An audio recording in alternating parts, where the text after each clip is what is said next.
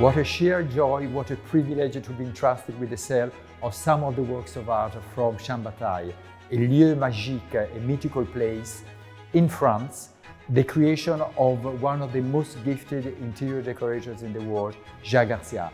And we are even prouder because the proceeds of this sale will guarantee the perennity of this magnificent estate and also of its garden, the biggest ones in Europe in private hands.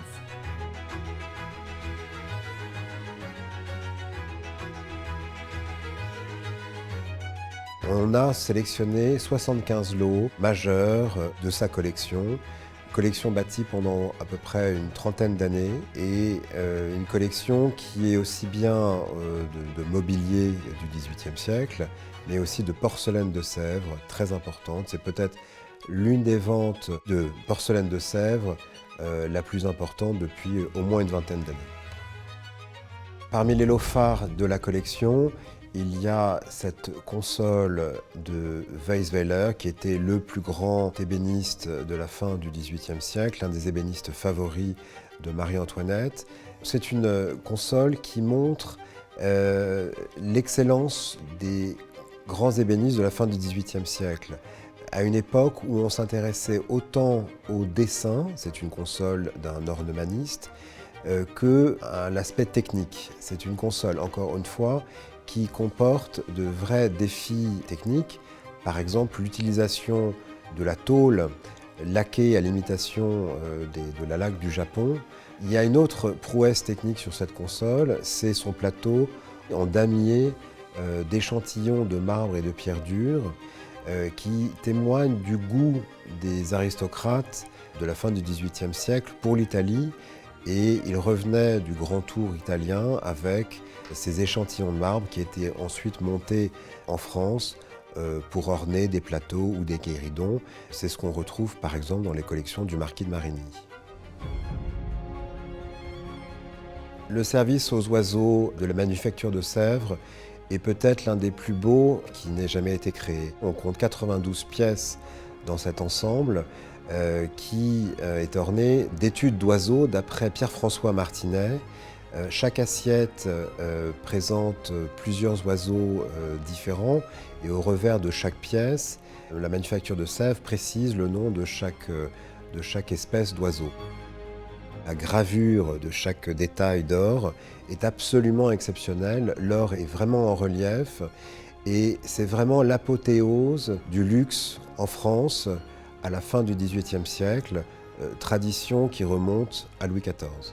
Ce service illustre le rayonnement du goût français à travers toute l'Europe, et plus particulièrement en Angleterre à la fin du XVIIIe siècle. L'un des lots favoris de Jacques Garcia est aussi ce mobilier de salon, ou plutôt de boudoir ou de cabinet, de Georges Jacob, en bois doré, qui porte une marque au pochoir du château de Fontainebleau. La sculpture particulièrement fine de ce mobilier rappelle très fortement la sculpture des boiseries du cabinet turc de Marie-Antoinette à Fontainebleau.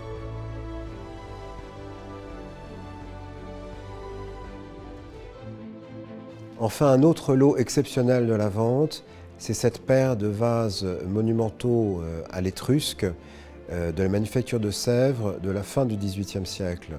C'est vraiment un chef-d'œuvre de la manufacture de Sèvres et aussi une prouesse technique de par sa taille. Cette paire de vases, on en retrouve plusieurs dessins à la fin du XVIIIe siècle. On en retrouve un des vases dans une aquarelle d'une exposition de l'industrie à la fin du XVIIIe siècle, la manufacture de Sèvres. Et ce qui est absolument exceptionnel, c'est qu'on en retrouve aussi un dessin dans une bibliothèque à Madrid, ce qui laisse supposer que ces vases ont été proposés au roi d'Espagne et on les retrouve 10 ans plus tard, acquis par Alexandre Hamilton, qui est le 10e duc de Hamilton, en Russie. Hamilton retourne en Angleterre avec cette paire de vases qui reste dans les collections Hamilton, au palais Hamilton en Écosse, jusqu'à la fin du XIXe siècle.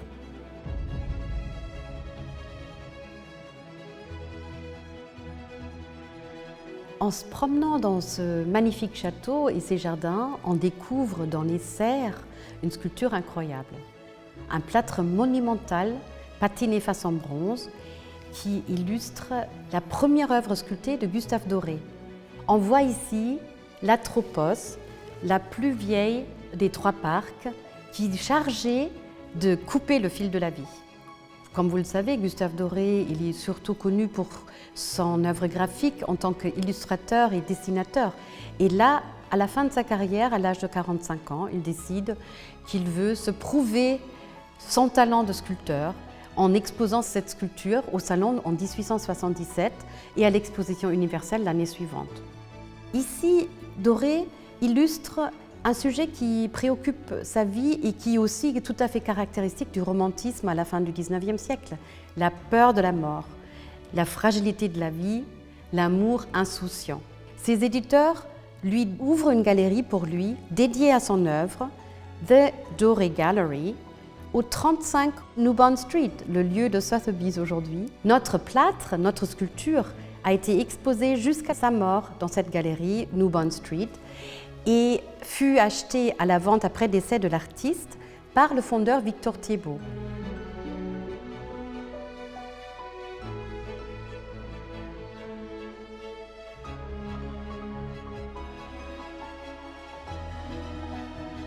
Louis XV, à l'âge de 7 ans, c'est une des œuvres emblématiques du château de Champ de Bataille. Réalisée par l'atelier d'Antoine Coisevaux, c'est un buste des 4 exemplaires qui ayant existé et qui sont mentionnés dans les mémoires inaudites de l'Académie royale en 1719. 4 exemplaires ont existé, celui du roi, celui du duc d'Orléans, celui de sa gouvernante et l'exemplaire ayant appartenu à l'avocat du Grand Conseil, Thomas Dupuis, certainement celui-ci. Notre buste est le seul présentant le roi avec sa décoration. La prime version, la meilleure version en marbre, c'est celle de la Frick Collection.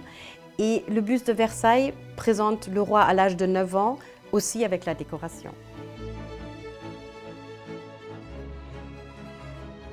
La collection de Jacques Garcien est exceptionnelle de par sa qualité, mais aussi de par sa poésie. Elle illustre à merveille à quel point le mobilier français est un élément d'un décor plus général qui s'inscrit dans une architecture à la française, empreinte de clarté et d'excellence.